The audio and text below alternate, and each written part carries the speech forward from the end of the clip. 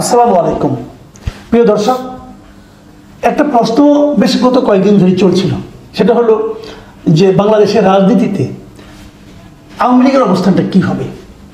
আমি যদি আরও সংক্ষেপে বলি, আগামী নির্বাচনে কি আওয়ামী লীগ প্রতিদ্বন্দ্বিতা করতে পারবে, এই প্রশ্নটা কিন্তু উঠেছিল। প্রথমত দাবি ছিল যে আওয়ামী লীগকে নিষিদ্ধ করতে হবে, বাট ইন্টারেস্টিংলি এতদিন ধরে আওয়ামী লীগের সবচেয়ে বড় প্রতিদ্বন্দ্বী হিসাবে যে দলকে বিবেচনা করা হতো সে বিএনপি কিন্তু আওয়ামী লীগকে নিষিদ্ধ করতে বলে না, বরঞ্চ বিএনপি আওয়ামী লীগের নিষেধাজ্ঞা আওয়ামী লীগের উপর জারি করার যা দাবি সেই দাবির বিরোধিতা করে।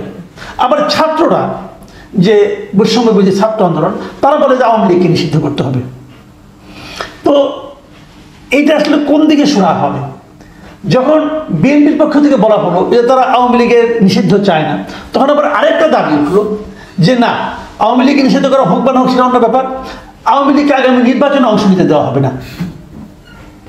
কিন্তু আসলে কি সেটা সম্ভব, অথবা বর্তমান সরকার কি সেটা চায় কিনা বোঝা মুশকিল কেন সেটা আমি বলি। আমরা কয়েকদিন আগে দেখলাম যে এই যে আমাদের যে মানবতা বিরোধী অপরাধের জন্য যে ট্রাইব্যুনাল করা হয়েছে, সেই ট্রাইব্যুনালে কিন্তু নতুন কিছু আইন করা হয়েছে। সেই আইনগুলো হলো এরকম যে গণহত্যার যদি অপরাধের যদি কোনো দলের শাস্তি হয়, অথবা যদি তাকে দায়ী করা হয়, দায় যদি প্রমাণিত হয়, তাহলে সেই দলকে নিষিদ্ধ করা যাবে এমনভাবে আইন সংশোধন করা হয়েছে। বোঝা যাচ্ছে এই সংশোধনটা করা হয়েছে আওয়ামী লীগকে নিষিদ্ধ করার জন্য। কিন্তু এদিকে আবার 18 তারিখে ভারতের খুব প্রভাবশালী একটা দৈনিক দ্য হিন্দু, তার অনলাইন সংস্করণে আমাদের ডক্টর মোহাম্মদ ইউনূসের একটা ইন্টারভিউ ছাপা হয়েছে।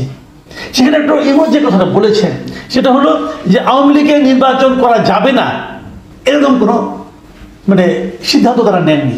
তিনি বলেছেন এটা আসলে সিদ্ধান্ত ঘোষণা হয়ে গেছে। ওনার কথাটা শুনুন, উনি কি বলেছেন যে এটা এরই মধ্যে ঘোষণা করা হয়েছে, আমরা রাজনৈতিক দলের বিষয়ে সিদ্ধান্ত নিতে চাইনি, বিএনপি এটা করেছে। বলেছে সব রাজনৈতিক দলকে অবশ্যই নির্বাচনে প্রতিদ্বন্দ্বিতা করতে হবে, সুতরাং তারা এরই মধ্যে রায় দিয়ে দিয়েছে আমরা দেশের একটি প্রধান দলের মতামতকে উপেক্ষা করতে পারি না।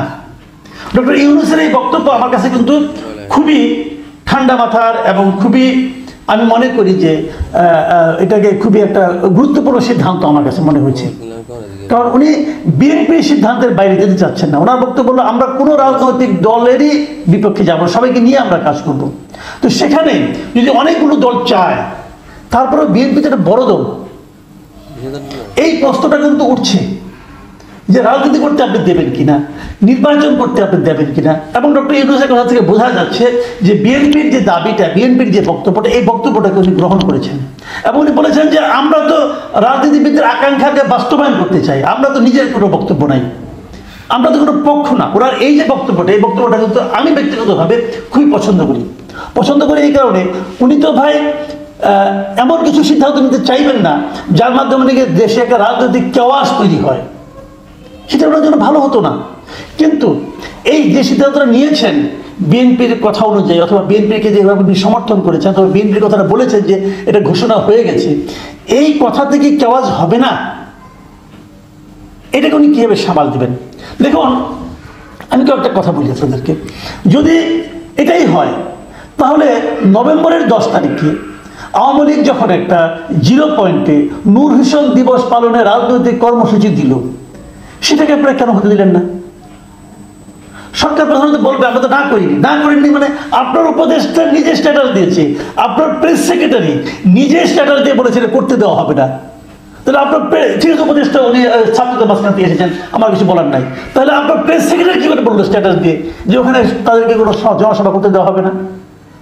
তাহলে আপনার হিন্দুর কাছে দেওয়া ইন্টারভিউ এবং আপনার এই বক্তব্যগুলো তো এক হচ্ছে না।